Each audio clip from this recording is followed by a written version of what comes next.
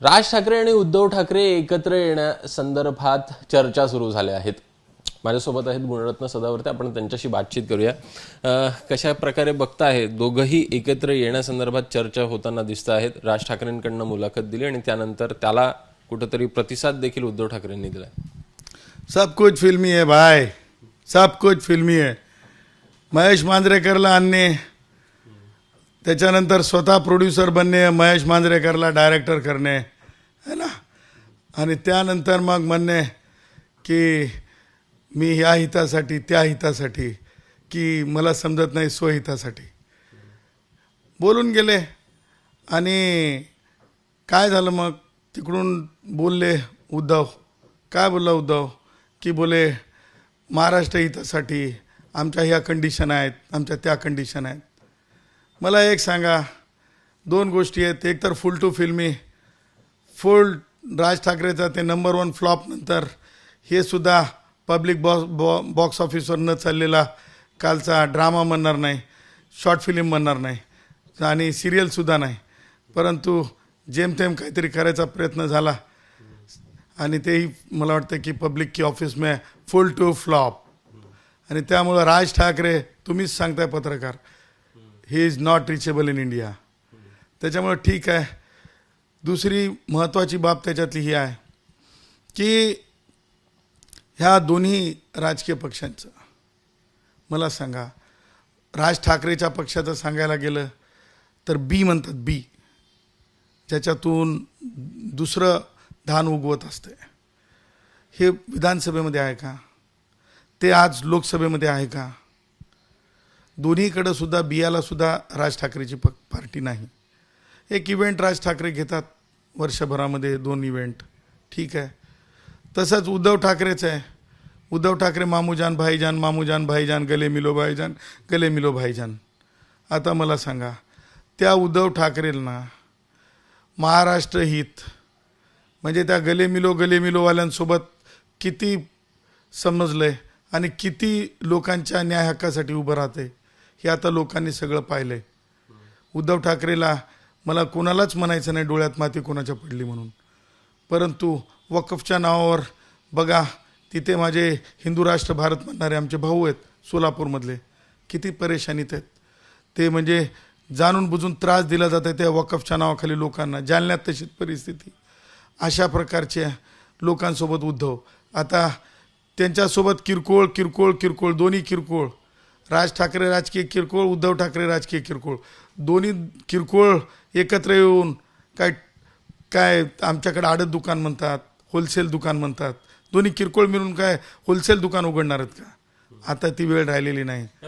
Thackeray brand एकत्र यावा अशा प्रकारची मागणी ही वारंवार होताना दिसत होती. दोन्ही ठाकरे भावांनी एकत्र यावं अशा प्रकारची मागणी होताना दिसत आहे.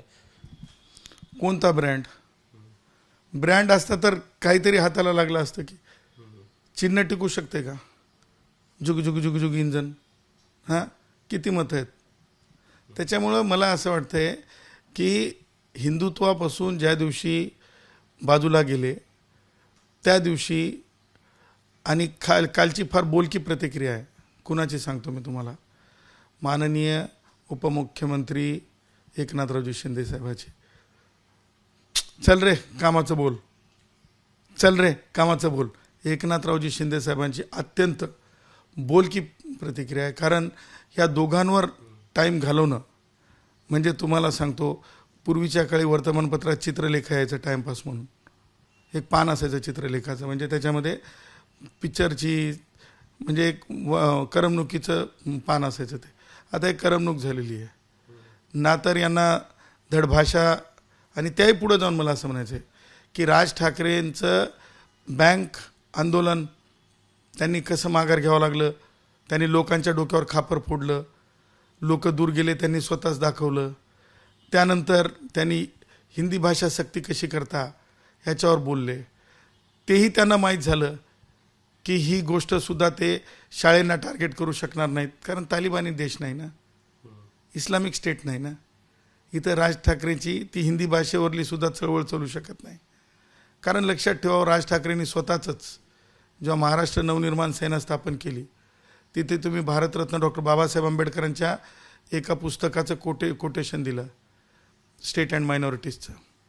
त्याच्यामधला जो अंश तुम्ही वाचून दाखवला तो त्यांनी वाचून दाखवला नाही. परत सांगतो, राज ठाकरे वारंवार भारतरत्न डॉक्टर बाबासाहेब आंबेडकरांच्या काही पुस्तकांचा रेफरन्स देतात, ते त्यांनी वाचून दाखवलं नाही. एका पत्रकार, तुमच्या चॅनलवर दुसऱ्या पत्रकाराचा उल्लेख करू नये, त्या पत्रकारांनी त्यांना ते सगळे नोट्स काढून पाठवले होते, कारण नोट्सवर बोलणारे राज ठाकरे आहेत हे त्यांनी स्वतःच त्या भाषणात सिद्ध केलं. एक दुसरी गोष्ट मला पुढं सांगायची, त्याच भाषणात त्यांनी हे मान्य केलं की हिंदी भाषा राष्ट्रभाषेवरून जे मतांतर होतं, त्यानंतर स्वातंत्र्य काळात लढलेल्या काँग्रेस म्हणजे पक्ष नाही, सगळे स्वातंत्र्य सैनिकांची जी हे होती, त्याच्यामध्ये एका मतानं राजभाषा म्हणून हिंदी मान्यच केलेली आहे. मग आर्टिकल 343 भारताच्या संविधानातलं, त्याच्यामध्ये हिंदी भाषा ही राजभाषा आहे. मग जर हिंदी ही राजभाषा आहे तर मग आपल्याला खाज कशाची आहे? आपल्याला वैचारिक खरूज का व्हायला लागली? आणि म्हणून राज ठाकरेचं हे सुद्धा फेल जाणार, म्हणून हा नवीन प्रोडक्ट जे की प्रोडक्शन म्हणजे फार पूर्वी तयार झालेलं होतं असं लोक म्हणतात, कधीतरी रेकॉर्ड झालं होतं आणि आमच्या महेश मांजरेकर फिल्मी दुनियातल्या माणसाला आणून ते तयार केलेलं होतं. आणि मग ते प्रोडक्ट मार्केटमध्ये चालेल का? तो योग्य वेळ आहे का रिलीज करण्याचं? तर मी म्हणेल ते सुद्धा चाललेलं नाही, कारण लोकांना समजलेलं आहे हे फुल टू एंटरटेनमेंट आहे. लोकांच्या जाणीवेच्या प्रश्नांवर या चळवळी नाही आहेत. ह्या त्यांना ते किती किरकोळ, हे किती किरकोळ हे लोकांना पडलेलं नाही. राज ठाकरे किंवा उद्धव ठाकरेंनी सोयाबीन या विषयावर, पानंद रस्ते, शेत रस्ते, गाव रस्ते ह्याच्यावर कधी बोललेलं बघितलं का? आणि लोकांना काही इंटरेस्ट नाही या दोन टाळक्यांना काय मिळावं, किंवा ह्या दोन टाळक्यांच्या दोघांचे बी निष्णात नाहीत ना, दोघंही निष्णात नाहीत. हे सुद्धा टायमिंग पॉलिटिकल माणूस आहेत राज ठाकरे, आणि ते सुद्धा कसे आहेत माहिती आहे का? कार्टुनिस्ट कम पॉलिटिकल मॅन आहेत. त्याच्यामुळं दोघं सुद्धा निष्णात नाही आहेत. त्यामुळे लोकांना ह्या सगळ्या गोष्टी स्वच्छ समजल्यात. एक मात्र मी नक्की सांगेल ह्या निमित्तानं, राज ठाकरे असो, उद्धव ठाकरे असो, किंवा यांच्यासारखे आणखीन कोणी असतील तांदळातल्या खड्यासारखे, त्यांना मात्र एक गोष्ट मला ह्या निमित्तानं सगळ्यांनाच यांच्यासारख्याना सांगायची आहे की यांना आता पॉलिटिकल सायकॉलॉजिस्टची गरज आहे, पॉलिटिकल सायकॉलॉजिस्टची गरज आहे. आणि मी विद्यापीठाच्या कुलगुरूंनाही म्हणेल की आता नुसतं म्हणजे पॉलिटिकल सायन्स सब्जेक्ट ठेवू नका, तर आता सायकॉलॉजीच्या विभागानं सुद्धा पॉलिटिकल सायकॉलॉजी हे विषयसुद्धा आता अंमलात आणला पाहिजे. कारण आता खरं सांगतो, हे वेडेपण आहे हो, राजकीय वेडेपण आहे. काय करू कसं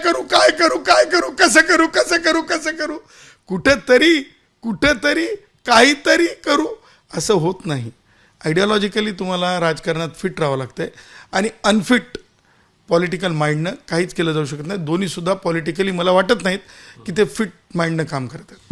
दुसरीकडे पाहायचं तर संदीप देशपांडेंनी मोहन भागवत यांना पत्र लिहिलेलं आहे, आणि त्यामध्ये म्हटलेलं आहे की 200 वर्ष हे मराठ्यांचं राज्य होतं आणि वेगवेगळ्या ठिकाणी होतं, मात्र त्या प्रदेशामध्ये मराठी भाषा ही कुठं त्यांच्याकडनं सक्तीची केली नाही. आणि अशा परिस्थितीमध्ये आपण सक्तीची करणं एखादी भाषा हे कितपत योग्य आहे, आणि त्या संदर्भात त्यांच्याकडनं वेळ देखील मागितली. बघा, सन्माननीय राष्ट्रीय स्वयंसेवक संघाचे प्रमुख पूजनीय वंदनीय भागवत साहेबांच्या बाबतीमध्ये प्रत्येक नागरिकाला त्यांच्याकडे आपलं म्हणणं मांडण्याचा अधिकार आहे. कारण विश्वामधलं म्हणजे भारतीय भिक्खू संघाच्या म्हणजे त्या प्रकारचं त्या म्हणजे याच्यानी राष्ट्रीय स्वयंसेवक संघ आता वैश्विक संघ आहे, आणि त्यामुळं त्यांच्याकडे नक्की काही पत्रव्यवहार केला असेल आणि त्यांच्याकडे स्वतःची उमेदी किंवा नाउमेदी त्यांच्याकडे व्यक्त केली असेल, तर ते सन्माननीय संदीप देशपांडे यांना तो अधिकार आहे. परंतु मला एक गोष्ट संदीप देशपांडेंच्या बाबतीत म्हणायची आहे, अत्यंत सन्माननीय चिंतनीय माणूस आहे, आणि मी एवढंच म्हणेल माननीय संदीप देशपांडे साहेबांच्या बाबतीत, a right person but on the wrong place, a right person but on the wrong place, right person but on the wrong place. का सांगतो की पॉझिटिव्ह माणूस आहे आणि लोकहितार्थ काम करणारा माणूस आहे. खरोखर सांगतो, म्हणजे चांगल्या राजकीय पक्षात किंवा लोकहितार्थ काम करणाऱ्या राजकीय पक्षात मंत्री होण्याच्या इतपत तो माणूस आहे. आणि त्यामुळं एखादी गोष्ट स्वतःला क्लॅरिफाय करण्यासाठी संघप्रमुखांकडे जर ते जात असतील तर बघा, म्हणजे राज ठाकरेंना जे सुचलं नाही ते आमच्या सन्माननीय संदीप देशपांडे साहेबांना सुचलं. खरोखर त्यांचं कौतुक करावं तेवढं कमीच आहे.